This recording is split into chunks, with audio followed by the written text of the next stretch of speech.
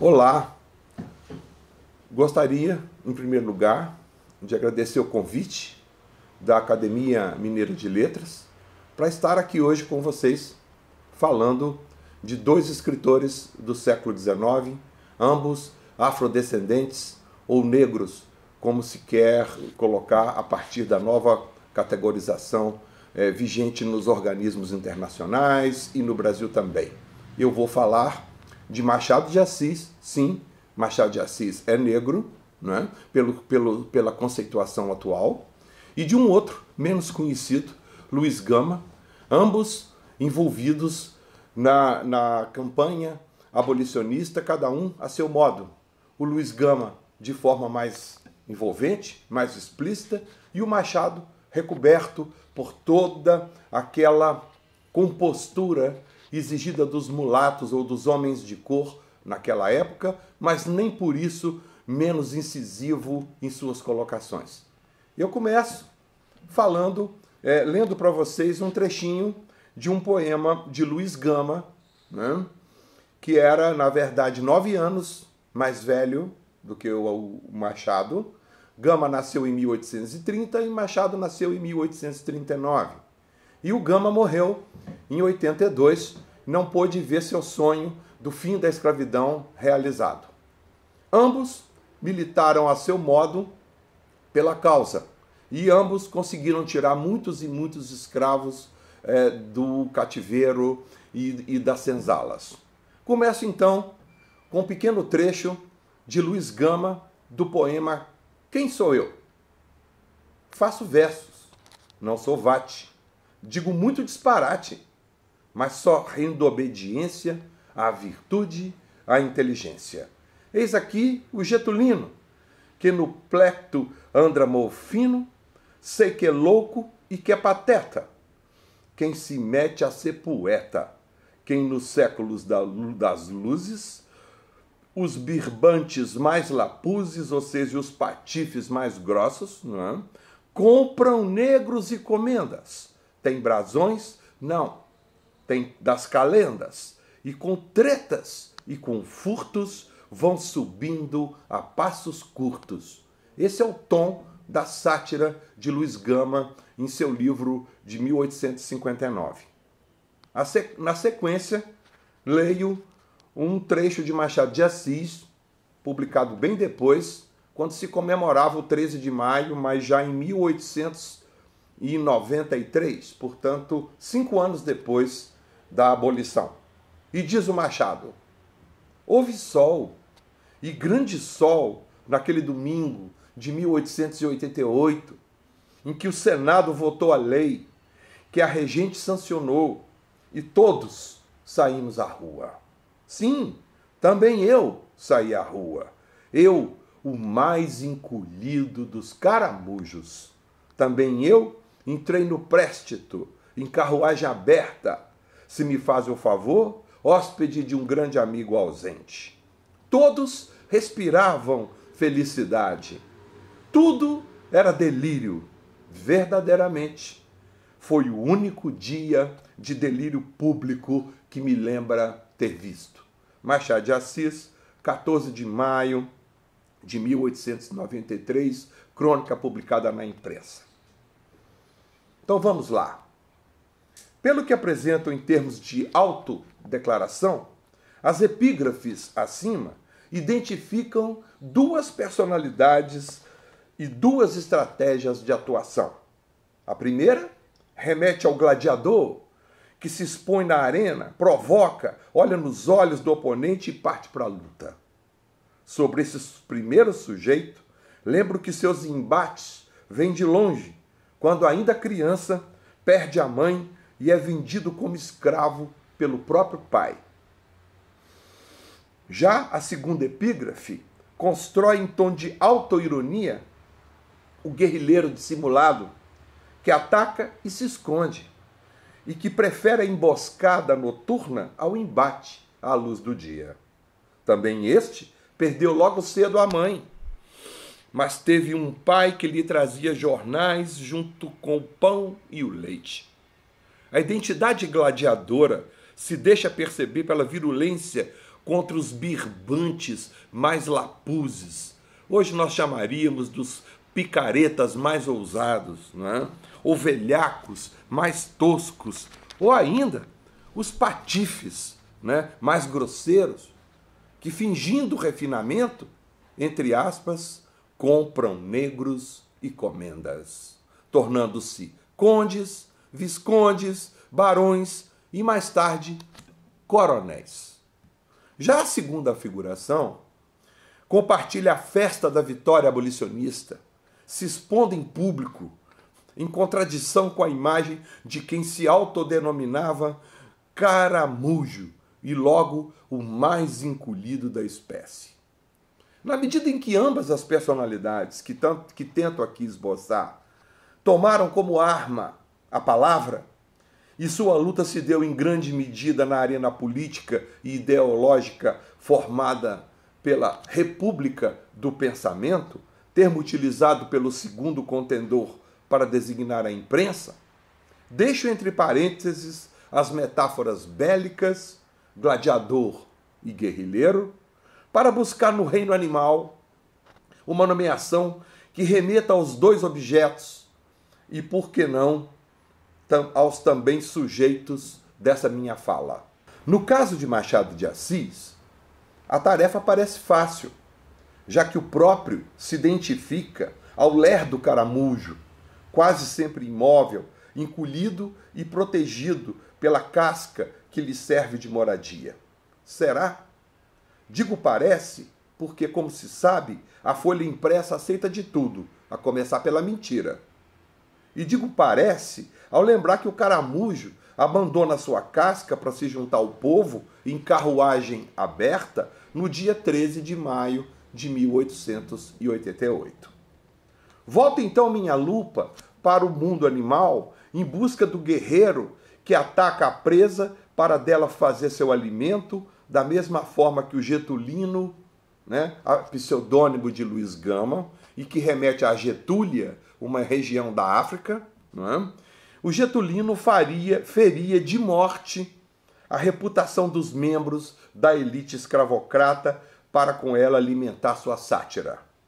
Viajo então à região de onde veio o menino escravizado, peço auxílio à poesia e encontro o bico agudo do Carcará de João do Vale e José Cândido, que a minha geração aprendeu a cantar fazendo coro com Maria Bethânia. Sim, Luiz Gama era baiano.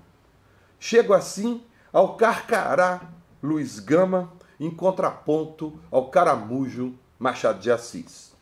E de pronto ressalto a diferença que os afasta, mesmo quando falam a mesma língua, embora em tom e vocabulário diferentes.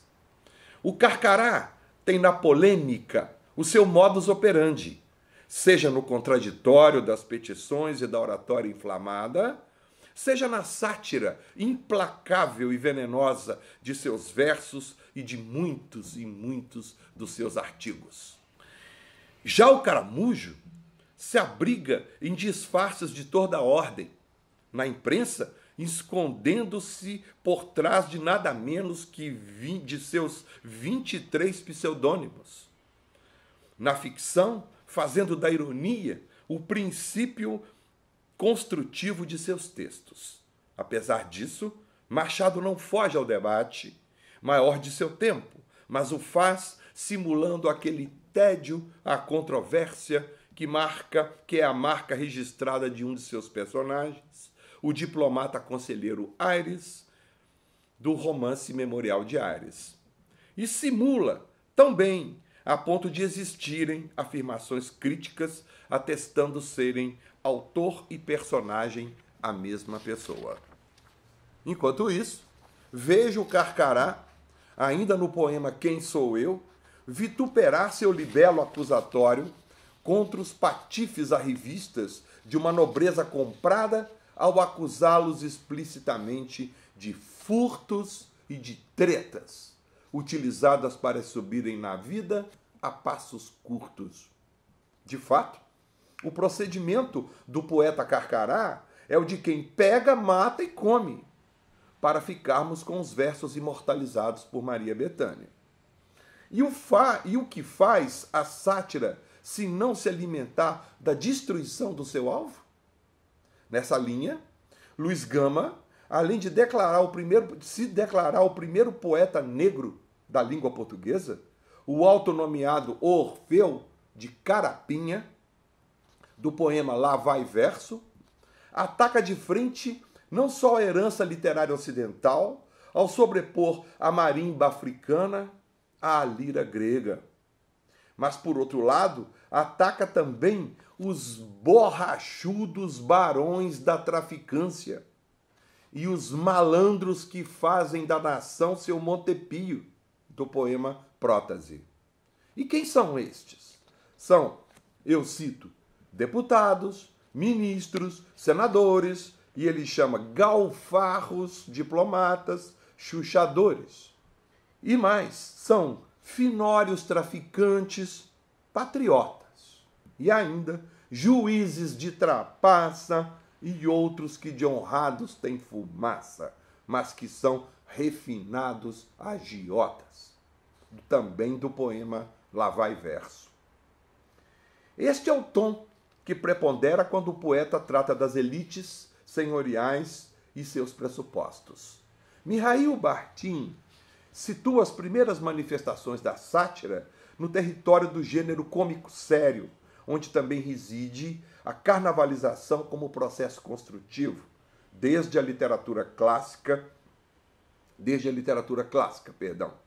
Investigando os começos da atitude satírica, chega às práticas primitivas do carnaval na Idade Média latina, onde a festa popular ocorria em consonância com o calendário agrícola, para nela destacar a figura do rei Momo, seguramente o primeiro algoz do poder estabelecido de que se tem notícia na cultura popular. Bakhtin destaca, sobretudo, dois gestos básicos do carnaval primitivo: a bastonada e a cusparada. Consistiam estas em tomar o bastão do rei Momo, em si mesmo ele próprio uma paródia do rei, para, de posse desse bastão, desferir uma cacetada no corpo daquele rei, como vingança pela opressão sofrida. E na outra performance, a gente do povo, servos devidamente mascarados, se aproximavam dançando para cuspir e escarrar no manto real a cusparada, ao que o rei Momo respondia rindo e dançando, de forma a autorizar o escárnio. Mas podemos ir mais longe na memória literária do veneno e do deboche, e encontrar Petrônio, escritor romano, do alvorecer da era cristã, autor do implacável rebaixamento do herói visível no Satiricon, para ficarmos numa referência mais conhecida. Desde então, o texto dos poetas Carcará busca pela palavra produzir o efeito da bastonada no corpo da autoridade e da cusparada no manto que simboliza seu poder. Qual seja o de matar pelo flagrante desrespeito ofensivo toda a autoridade que emana da figura que é alvo dos foliões, quanto ao deboche letal construído em verso e prosa. E ao dialogar com a herança satírica ocidental, Luiz Gama sinaliza ser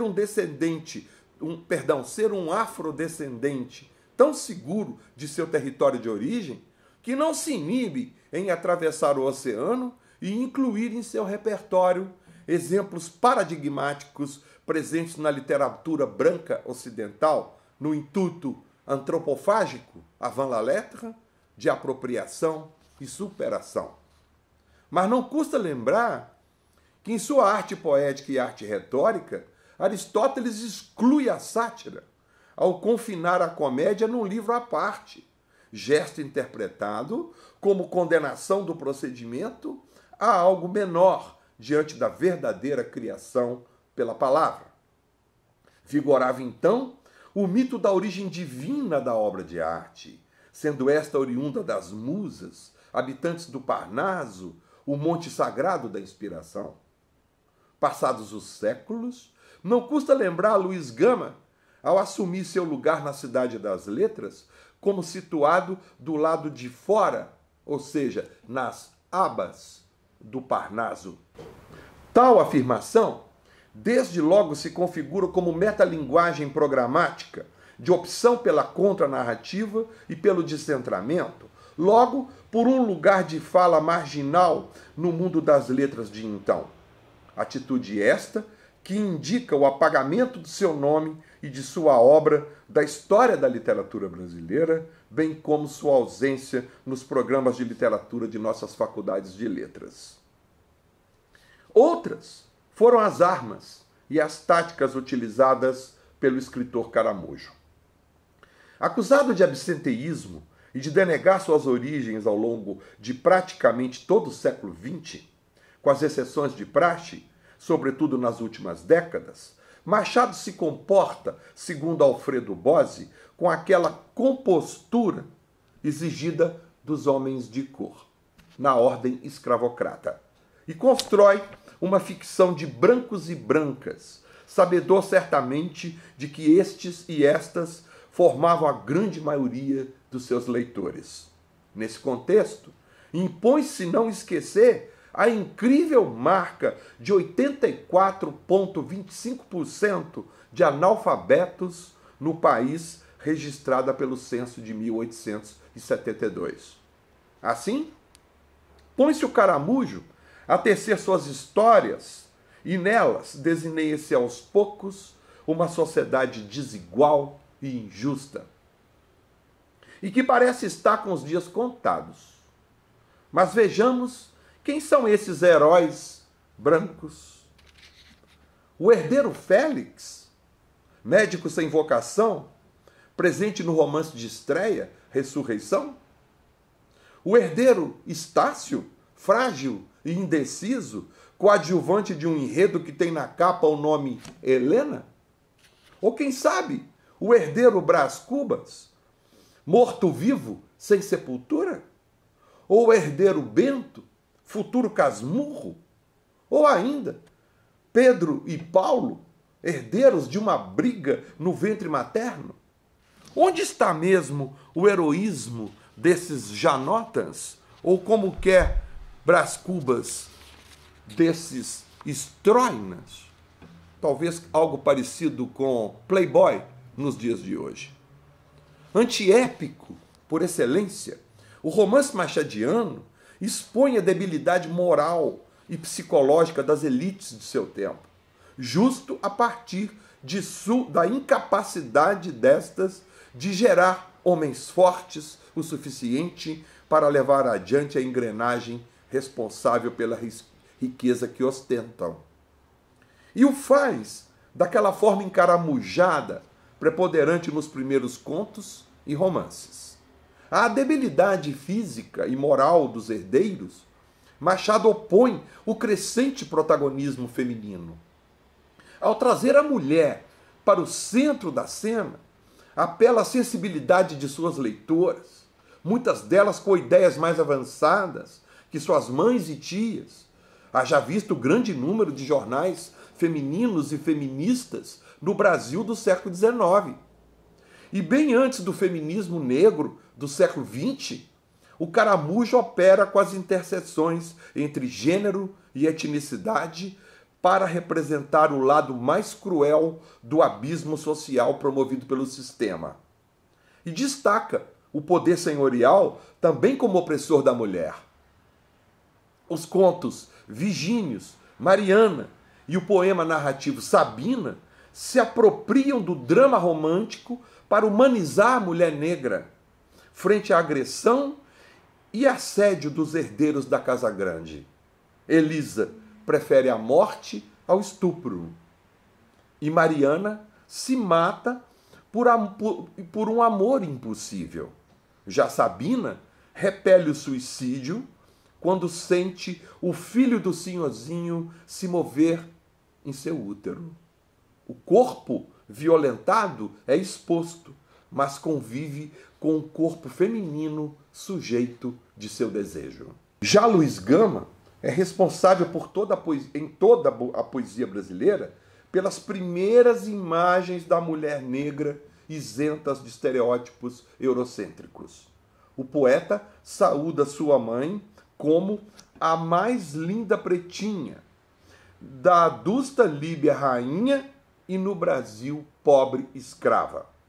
Mesmo assim, ressalta os olhos negros altivos como a luz derradeira das nossas crenças perdidas. Está no poema Minha Mãe. E no poema A Cativa, exalta a beleza da mulher vítima do regime escravocrata sem reduzi-la a objeto sexual. Nesses momentos, nota-se que o poeta Carcará assume gestos de rouxinol e bem-te-vi, marcados por respeitosa ternura. Tais momentos destoam flagrantemente do veneno satírico preponderante nas primeiras trovas de Getulino, que é o nome do livro, e que, dependendo do alvo, retorna às garras do Carcará quando se volta para as matronas, as baronesas e condessas namoradeiras dos janotas. Seria hoje também algo semelhante ao Bon Vivant, ao Playboy. Por sua vez, Machado de Assis, escritor caramujo, tem também seus achaques de cascavel, sobretudo a partir da década de 1880, quando a campanha abolicionista ganha fôlego. Como exemplo do que nomeei anteriormente poética da dissimulação, em vários momentos de Memórias Póstumas de Brás Cubas, livro publicado inicialmente em folhetins que faziam o defunto autor penetrar semanalmente nas casas da elite branca, é possível perceber o quanto a ironia em Brás Cubas dá lugar ao sarcasmo. Devidamente protegido pelos disfarces de autoria, prática testada com sucesso na imprensa, Machado se utiliza habilmente da primeira pessoa para fazer a crítica ganhar formato de autocrítica, como já destacou Roberto Schwartz, a fim de emoldurar as confissões em primeira pessoa do Brás, o anti-herói. E é mesmo Brás quem desde cedo cava a própria sepultura, quando ele diz: fui um acadêmico estróina, tumultuário e petulante, dado a aventuras, fazendo romantismo prático e liberalismo teórico. Gente, essa frase é tão atual, né? Tão século XXI, né? O liberalismo teórico e o romantismo prático. Estão aí, né? As agressões, os abusos e até o feminicídio feminino para provar isso. Da ironia corrosiva do conto Teoria do Metalhão, a sátira ao cientificismo presente no humanitismo de Quincas Borba e de sua completa realização em O Alienista, vê-se o caramujo injetar seu dito venenoso na fala da própria vítima.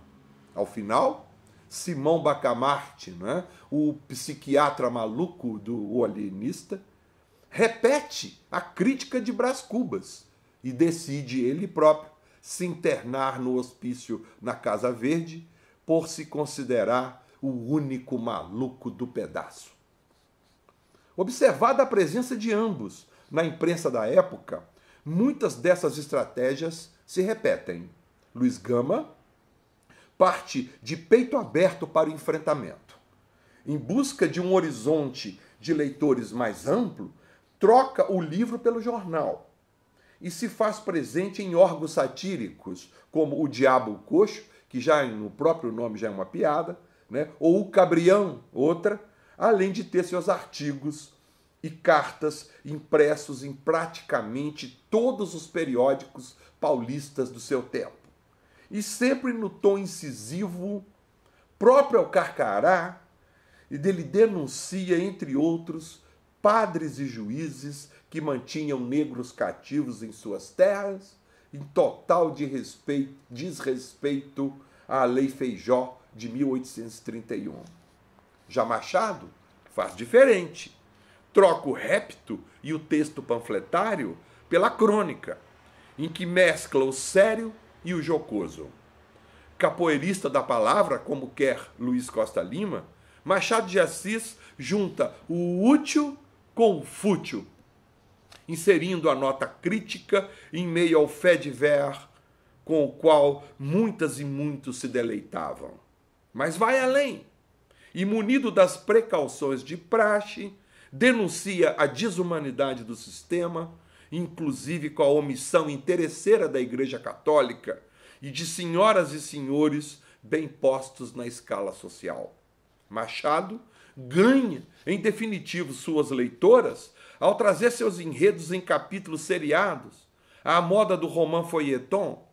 Além disso, circula desenvolto pelas folhas femininas, do Jornal das Famílias ao periódico de moda A Estação, empreendimento multinacional com centenas de milhares de assinantes em diversos países, do qual era responsável pela edição brasileira. Em todos, insere discretamente notas e comentários contra a escravidão, protegidos sempre pelo pseudônimo ou pelo anonimato. E a estratégia dissimuladora chega ao ápice quando injeta parte de sua poupança na Gazeta de Notícias, órgão abolicionista dirigido por Ferreira de Araújo, do qual era sócio oculto, segundo afirma seu biógrafo Raimundo Magalhães Júnior. E também na batalha jurídica das petições e pareceres, ambos se encontram. Advogado sem diploma, provisionado na primeira instância como rábula, Luiz Gama trabalha de graça na causa abolicionista e disso faz propaganda. Busca incessantemente fazer cumprir o emaranhado legal existente antes do 13 de maio, em grande medida instituído para favorecer o status quo. E enfrenta juízes, escravocratas, sabedores todos do vasto repertório jurídico acumulado pelo impertinente advogado dos escravos, como demonstram os estudos de Lígia Ferreira e Nelson Câmara. Em sua antológica carta autobiográfica a Lúcio de Mendonça, Luiz Gama declara ter retirado das senzalas perto de 500 homens e mulheres ilegalmente escravizados. Já como funcionário e depois chefe da segunda seção da Diretoria de Agricultura do Ministério da Agricultura, Comércio e Obras Públicas, Machado de Assis foi responsável por inúmeros pareceres favoráveis aos escravizados, por ocasião de demandas e contestações que chegavam ao Ministério envolvendo a aplicação do ventre livre, nessa bela pesquisa levada a cabo pelo historiador Sidney Chalhoub. Para Magalhães Júnior, excedia a 200 mil o número de indivíduos libertados graças a essa interpretação liberal das leis. E conclui, aplicando uma lei de liberdade, como a chamou Machado de Assis, o Ministério da Agricultura foi uma trincheira avançada do abolicionismo. Como se pode perceber, por esses breves apontamentos, apesar do que os distingue e afasta, muitas convergências ocorrem ao examinarmos a vida e a obra de Luiz Gama e Machado de Assis. Nascidos na pobreza e na exploração, órfãos de mãe, autodidatas, homens de cor, antes e para além de serem considerados homens de letras, Machado e Gama convergem ainda no anticlericalismo e na crítica à classe senhorial, no que esta tinha de mais precioso, a mercadoria humana. Nesse sentido, não deixa de ser intrigante o fato de até agora não se ter conhecimento de possíveis cartas trocadas entre ambos, um no Rio de Janeiro, o outro em São Paulo, ou de textos publicados em que um se refira ao outro. Para concluir, digo que ambos convergem, sobretudo, na preparação do funeral dos escravocratas. Se o Carcará pega, mata e come, com sua sátira, a reputação dos birbantes da elite, que insistia em manter seus privilégios, o Caramujo encena em seus romances nada menos do que o fim dos senhores de escravo. Que o digam o conselheiro Vale, morto nas primeiras páginas de Helena. O barão de Santa Pia, do Memorial de Aires, morto logo após o 13 de maio. E o próprio Brás Cubas, fantasma insepulto a construir a grande alegoria da decadência e do desaparecimento da sociedade construída pela colônia e por seus herdeiros. Muito obrigado.